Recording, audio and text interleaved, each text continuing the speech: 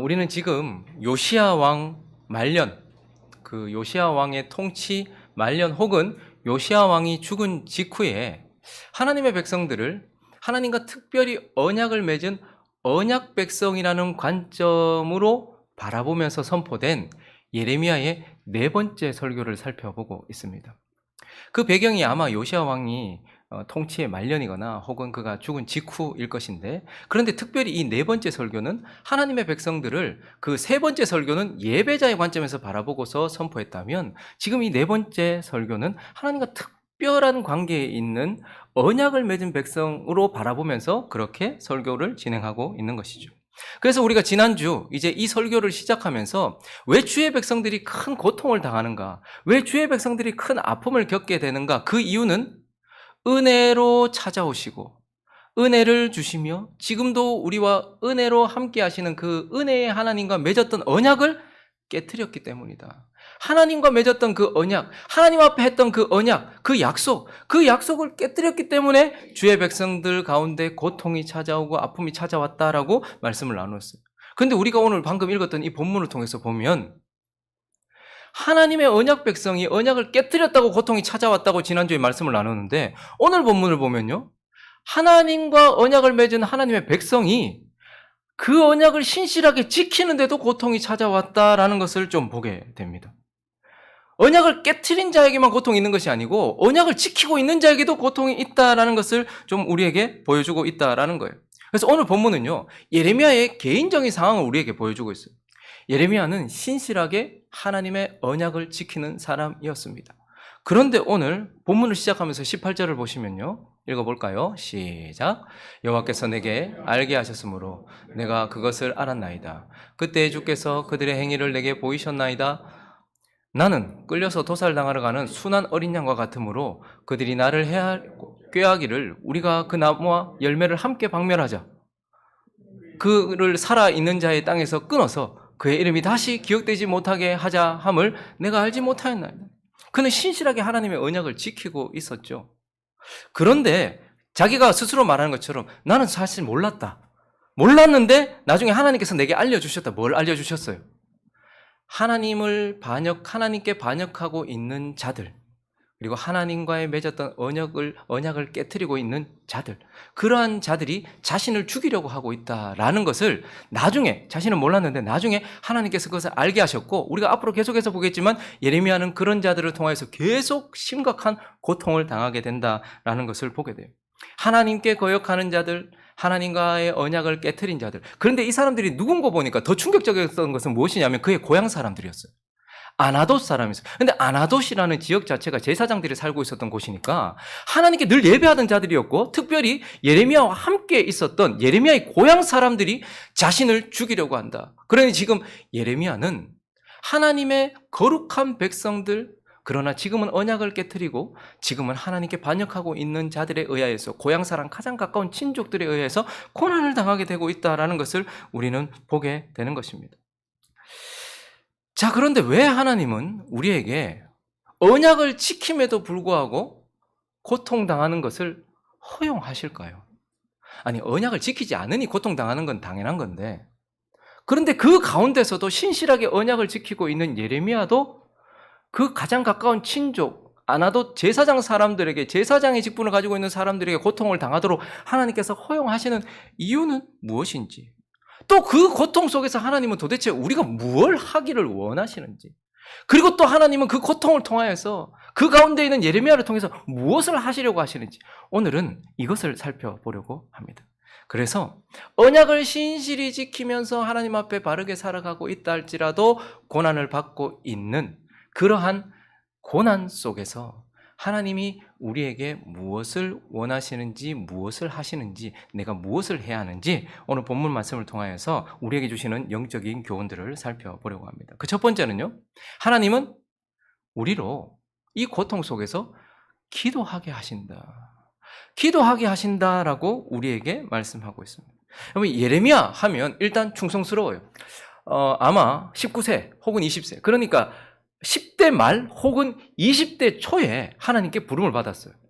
좋지 않은 상황 가운데서 부름을 받아서 결국 멸망할 때까지 그는 거의 40년 가까운 시간을 충성되이 하나님의 말씀을 전했습니다.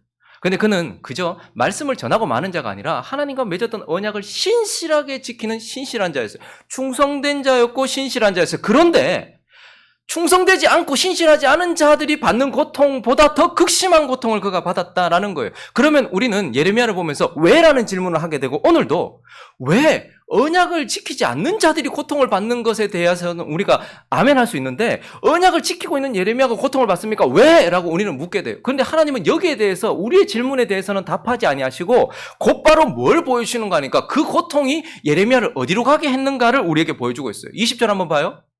읽습니다. 시작. 공의로 판단하시며 사람의 마음을 감찰하시는 만군의 여호와여, 나의 원통함을 주께 아뢰었사오니 그들에게 대한 주의 보복을 내가 보리이다 하였더니, 그가 지금 뭐부터 하고 있는 거예요? 고통을 당했을 때에 왜? 라고 묻는 우리에게 먼저 하나님은 왜 그러냐에 대한 대답을 주시는 것이 아니라 그 고통이 예레미야를 어디로 데리고 갔는가를 보여주고 있어요. 그가 지금 당장 어디로 가는 거예요? 기도의 자리로 가는 거예요. 무슨 기도를 하고 있죠? 자신의 처지를 놓고서 기도하고 있는 것. 하나님은 거역하고 반역하고 하나님과 언약을 깨트려버린 그 백성들이 하나님께 하고 있었던 행동을 고스란히 느낄 수 있는 상황으로 예레미야를 보내셨단 말이에요. 그러니까 예레미야 입장에서는 이제 더 이상 하나님께 반역하고 하나님과의 언약을 깨트린 그저 객관적인 백성들이 아니라 그 언약을 깨트린 자들이 나에게도 동일하게 하고 있다라는 하나님과 하나된 자리에 지금 서게 되었다는 거예요. 그래서 그가 지금 어떻게 기도하고 있습니까? 내가 지금 원통합니다. 아니, 내가 무엇을 잘못했기에 하나님, 이들이, 그것도 내 고향 사람들이, 그것도 제사장들이 나를 죽이려 합니까? 그러니 하나님, 주의 보복을 내가 보게 하옵소서라고 말하면서 이제 자신의 처지를 놓고서 그가 기도하게 되는 것을 보게 돼요. 그리고 12장 넘어가면요, 3절과 4절을 보니까요, 읽어주시겠습니까? 앞에 있습니다. 시작.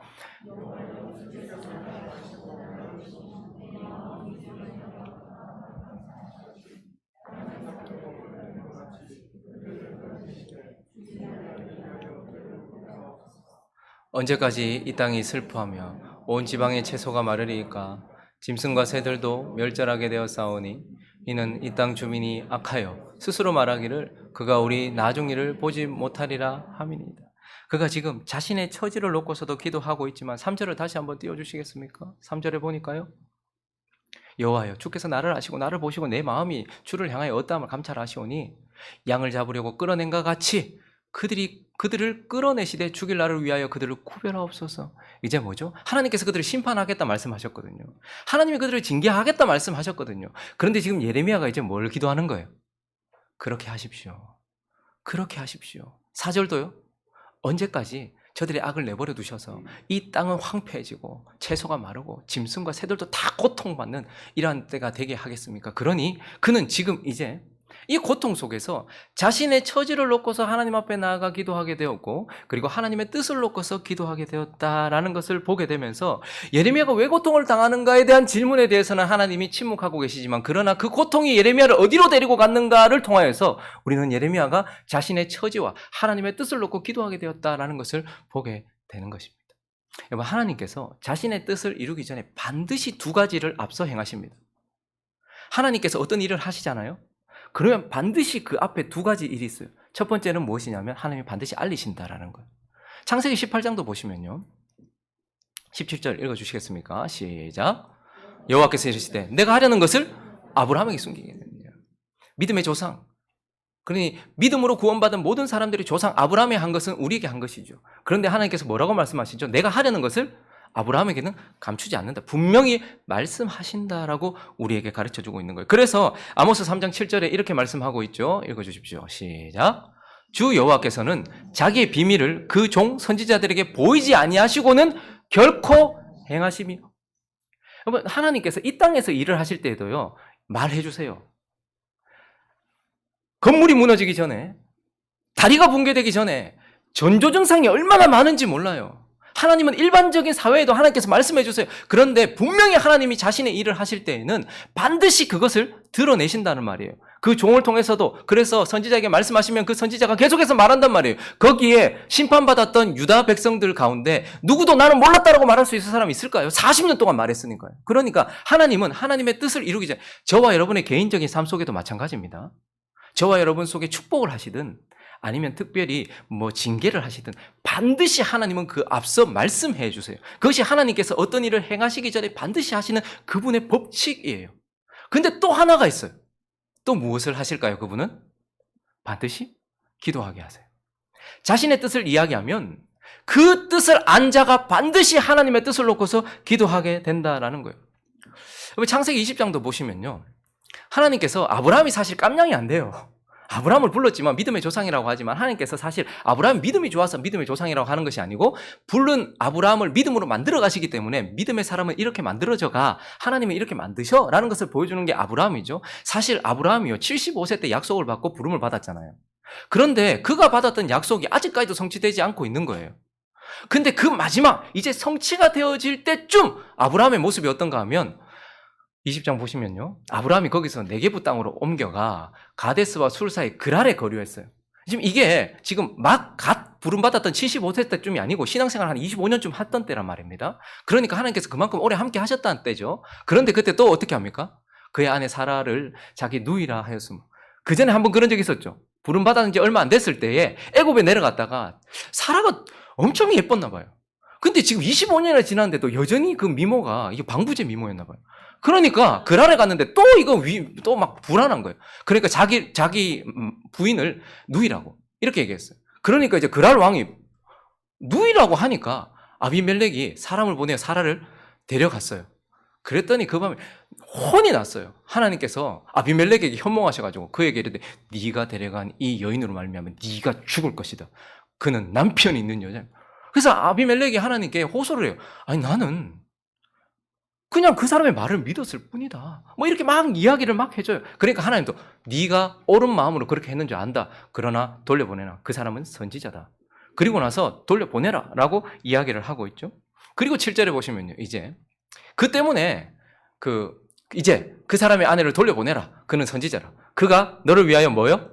기도하리니 네가 살려니와 네가 돌려보내지 아니하고 그에게 기도받지 아니하면 너와 내가 속한 자가 다 반드시 죽을 것이다. 꿈에서만 혼이 난 거예요. 그리고 나서 그가 뭐 신실한 마음으로 그렇게 했으니까요. 예뻐서 그냥 데리고 온 거니까 왕이니까. 그래서 하나님께서 그렇게 혼을 내시니 돌려보냈단 말이죠. 그리고 난 이후에 정말 사실 아비멜렉의 모습이 좀 나아 보입니까? 자기 부인을 누이라고 속이고 있는 아브라함의 모습이 좀 나아 보입니까? 솔직히 진짜 부끄러워요, 세상 앞에서. 그런데도 하나님은 어떻게 하십니까? 17절에 보니까요. 아브라함이 하나님께 기도해줘요. 하나님이 아비멜렉과 그의 아내와 여종을 치료하세요. 그러니까 여자 데려오는 바람에 거기에 전부 다 지금 문제가 생긴 거예요. 근데 어떤 문제가 생겼나니까 출산하지 못하겠어요. 태를 닫아버린 거예요. 그러니까 고대 시대의 관점으로 보자면 출산하지 못하는 것이 그들에게는 징벌이었어요. 지금과는 좀 다르겠죠. 근데 그 당시에는 그게 징벌이었단 말입니다. 그래서 아브라함이 와가지고 기도했더니 출산했어요. 그래서 18절에 보니까 여호와께서 이왕에 아브라함의 아내 사라의 일로 아비멜렉의 집에 모든 태를 닫았던 일이 있었어요. 자, 이게 거의 이제 25년쯤 지났을 때였어요. 자, 그런데 아브라함이 여기서 뭘 깨달았을까요? 정말 부끄럽고 연약한데도 자기가 기도했어요. 기도했더니 어떤 일이 일어났어요? 닫혔던 태가 열리는 것을 경험했어요. 자, 그리고 나서 오늘 본문, 이 이야기가 끝이 나고 나서 오늘 본문 창세기 21장 1절과 2절이 있습니다. 어떤 일이 일어났는지 시작. 여호와께서 말씀하신 대로 사라를 돌보셨고 여호와께서 말씀하신 대로 사라에게 행하셨으므로 사라가 임신하고 하나님이 말씀하신 시기가 되어 노년의 아브라함에게. 우리는 그냥 25년이 지났으니 100세가 되었으니 아브라함이 그냥 이삭을 얻었다, 사라가 임신했다 이렇게 생각할지 몰라요. 그러나 하나님께서 그 앞서 무슨 일을 하게 하셨습니까? 하나님의 뜻, 네가 아들을 얻을 것이다. 25년이 지나도 아무 일도 안 일어났어요. 그런데 그 25년의 끝에 닫혔던 태를 여는 것이 기도라는 것을 알게 되었고 아브라함은 아마 생각했어요. 기도하니 태가 열리네. 그래서 아마 그는 사라의 태도 여십시오. 하나님이 약속하셨던 그 자식을 주십시오라고 기도했을 것이고 그 이후에 아브라함은 기도 이후에 그것을 얻었던 것이죠. 그러니 하나님은 어떻게 하십니까? 분명히 우리에게 하나님의 뜻을 가르쳐 주세요. 그리고요, 분명히 우리에게 기도를 요구하세요. 어떤 사람이 얘기합니다. 그 기도할 필요 뭐 있나? 하나님 뜻이라 하는데. 그럼 다 되겠지. 근데 하나님은 자신의 뜻을 감추시지 아니하고 드러내신다라는 것이 그분의 법칙이요 또한 그분의 성품이라면 반드시 하나님께서 하실 것이지만 기도하게 하세요. 자식들 그거 뭐 하나님 뜻인데 뭐 잘 되겠지. 그런데 하나님은 자식을 부모의 기도를 통해서 만들어 가세요. 교회 뭐 되겠지 뭐 목사 알아서 하고 뭐 장로들 알아서 하고 뭐 하면 되지 뭐 그거 뭐 뜻이 이거라며. 그런데 하나님은 그 뜻을 들여보내 주시고 보여주시고 나서 어떻게 하시는 거예요? 그 뜻을 우리가 구하게 하시는 거예요. 아니 뭐 하나님이 뭐 이삭 준다 했으니 뭐 주겠지. 25년이 지났는데 뭐 내 갈 때 줄라나? 뭐 이렇게 끝나는 것이 아니라 아브라함이 처음으로 입을 열어서 하나님 처음에 얼마나 자기가 열심을 했습니까? 내 종이나 그냥 잘 해가지고 이 종 내 자식으로 그냥 편입시키면 안 됩니까? 아니야. 그러니까 또 하갈 데려와가지고 또 아들 하나 놓고 이스마엘 놓고 이거 내 아들 아닙니까? 아니야. 한 번도 기도하지 않았다가 드디어 태를 놓고서 기도했을 때에 하나님이 그의 기도를 통해서 일하시는 거예요. 그러니까 하나님은 언제나 자신의 뜻을 이루기 전에 알리시고 그리고 그 뜻을 기도하는 자의 기도를 통해서 이루신다라는 것을 우리에게 보여주시는 거예요. 그래서 지금 하나님 뭐 하고 계시는 거예요? 이전에는요. 하나님과 언약을 깨뜨린 이스라엘 백성들은 예레미야에게 있어서는 그래도 객이었어요. 그런데 지금은요. 자신을 죽이려고 하는 아나돗 사람들과의 관계 속에서 이제 하나님과 예레미야가 같은 자리에 서게 된 거예요.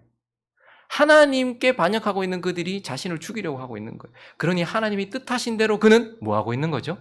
기도하게 되는 거예요. 많은 사람들이요. 내한테 왜 이런 일이 일어납니까? 이렇게 얘기해요. 사회에서 생활하다 보면 고통을 당하는 사람도 있고요. 어려움을 당하는 사람도 있어요. 하나님 그런데 내가 왜 이런 일을 당하게 되죠? 이런 일을 경험하는 사람도 있어요. 그렇게 고통을 당하는 사람들도 있어요. 그러면 우리는 그 이전에는요. 그 일과 무관했고 그 사람과 무관했어요. 그런데 그게 내일이 되잖아요. 그러면 어떻게 될까요? 그때부터 하나님과 같은 마음으로 하나님의 뜻으로 그것을 구하게 되어 있어요. 교회에서 어떤 문제가 생겼습니다. 그 이전에 나와 아무 상관이 없었어요. 그런데요. 그 어려움을 내가 함께 당해요? 그러면 어떻게 될까요?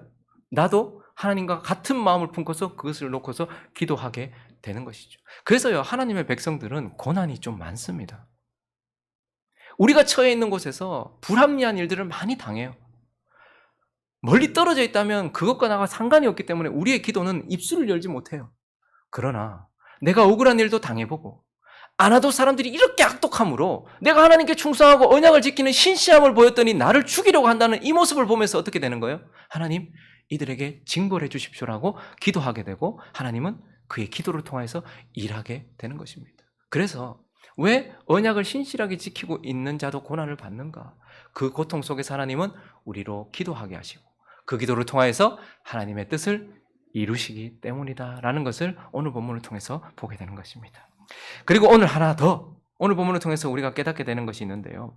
왜 하나님은 신실한 언약을 지키는 백성에게도 고통을 허용하시고 그 속에서 우리에게 도대체 뭘 원하시는가? 두 번째는 인내하게 하신다는 거예요. 인내하게 하신다. 기도하게 하심과 동시에 우리에게 인내하게 하신다라는 거예요. 여러분 11장이 끝나고요. 12장이 딱 시작되는데 예레미야가 이제 질문을 해요. 이거는 우리도 가지고 있는 질문인데요. 이 질문은 매우 진지하기도 하고 탄식이 섞인 질문이기도 하고 불평과 불만과 고통과 아픔과 눈물이 섞인 질문이기도 합니다. 그가 뭘 질문하고 있죠? 1절과 2절 읽어주십시오. 시작.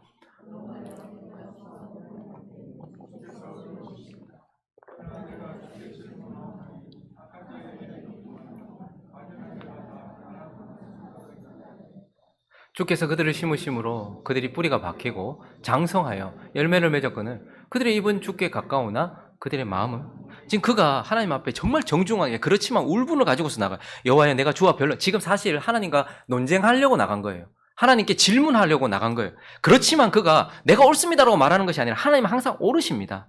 내가 주와 변론할 때에 주는 항상 옳으십니다. 그런데 내가 질문 한 가지 하겠습니다. 악한 자가 왜 형통합니까?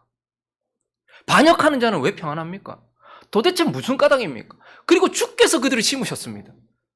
그런데 그들이 흔들리지 않고 뿌리를 내렸고 뿌리가 박아서 장성하여서 열매까지 맺습니다. 라고 말하면서 그들 사실 겉으로 보면 하나님께 가까운 것 같지만 그 마음은 하나님과 먼 그들 왜 그들 악인들은 형통합니까? 라고 지금 예레미야가 묻고 있는 거예요. 그런데요 사실 이 질문은요 단순히 악한데 하나님과 멀어져 있는데 언약을 깨트렸는데 잘 되는 사람들을 보면서 이 시기심에서 하는 질문이 아니에요.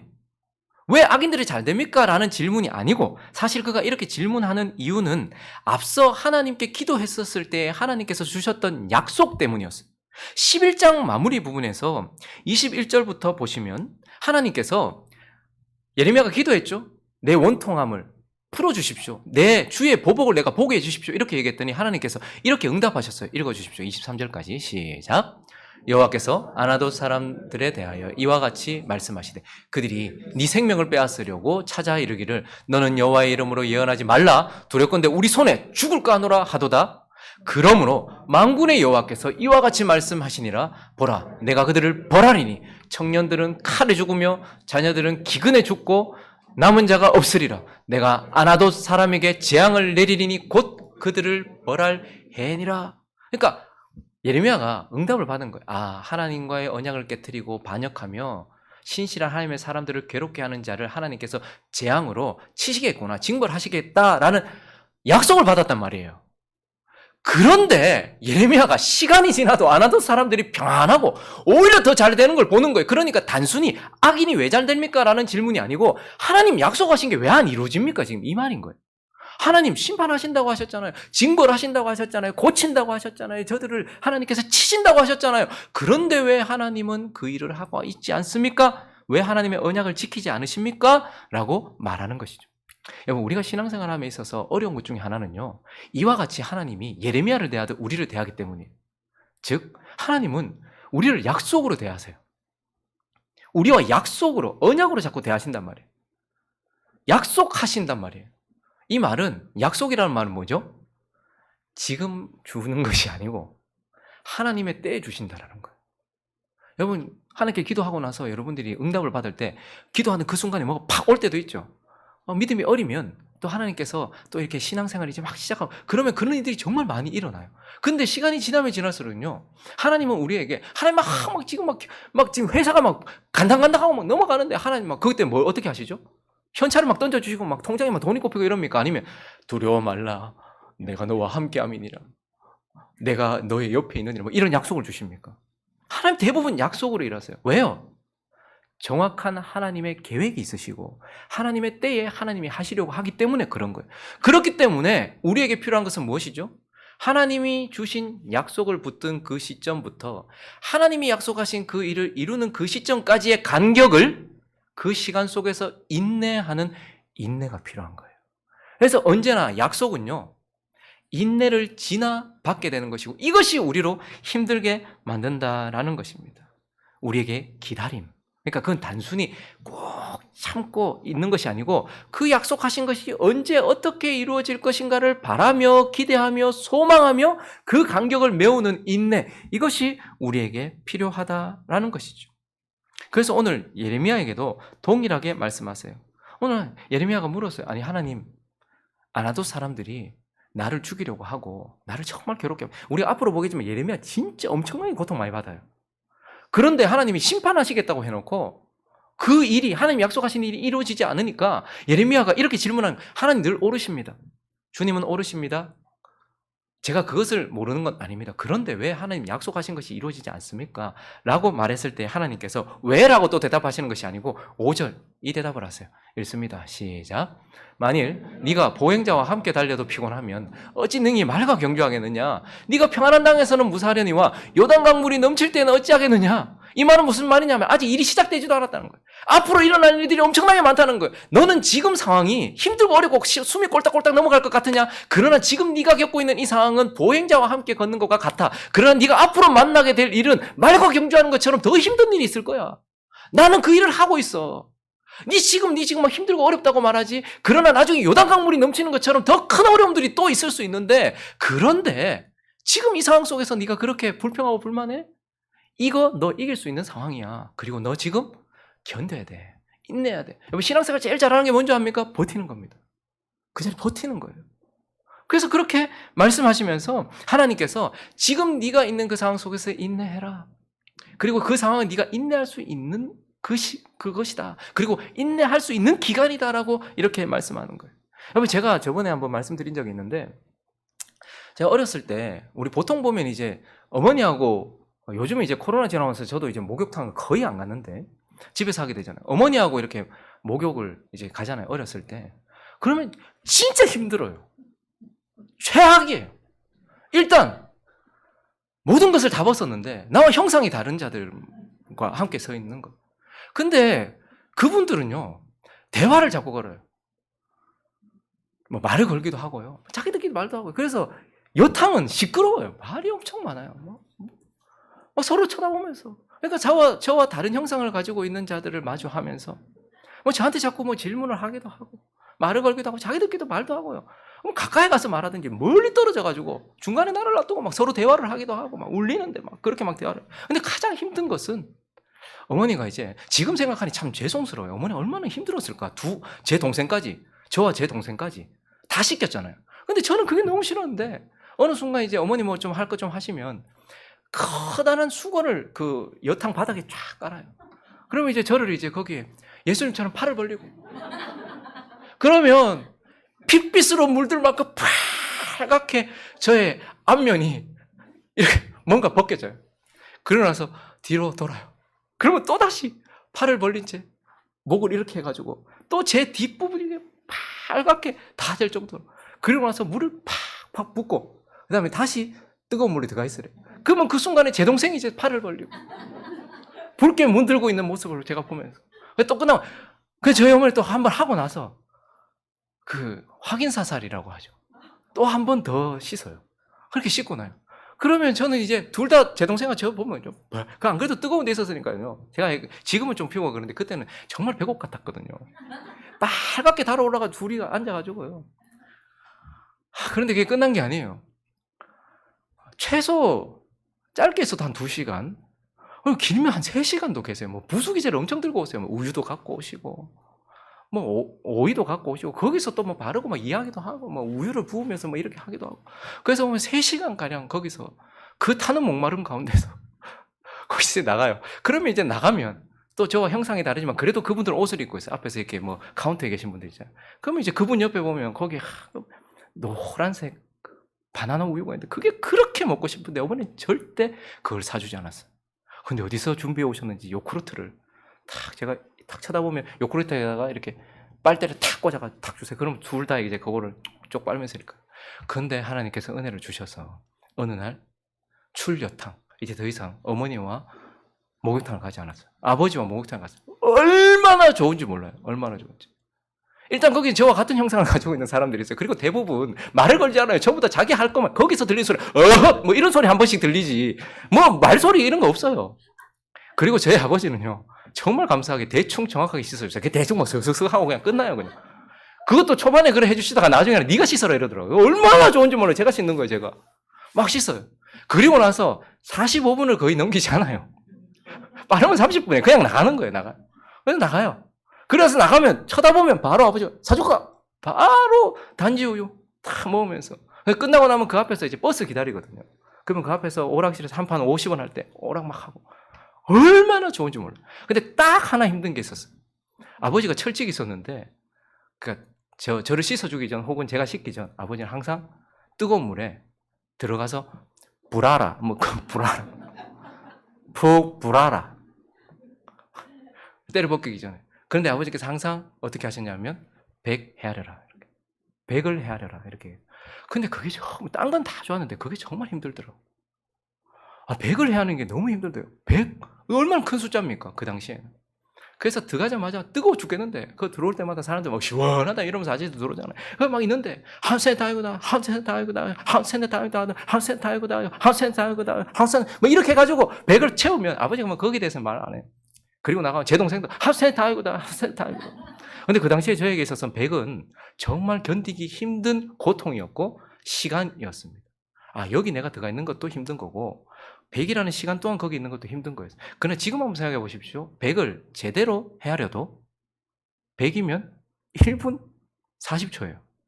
그러니 1분 40초라는 시간은 정말 짧고 그리고 그 물이 뭐 30 몇 도 뭐 이 정도 되잖아요. 그러니 견딜 수 있는 물이었다는 말이죠. 근데 그 당시에는 그렇더라고요.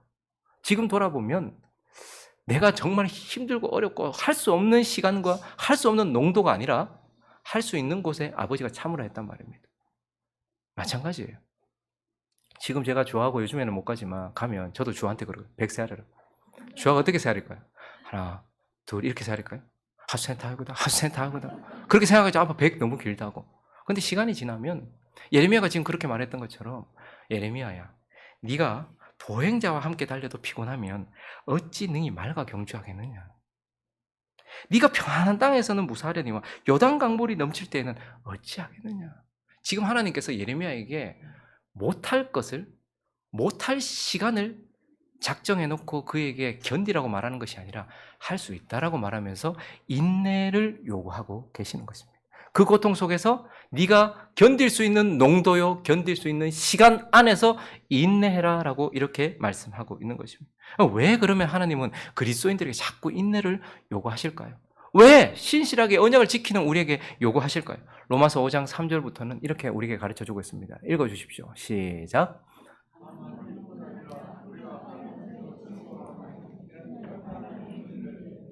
인내는 연단은, 연단은 소망을.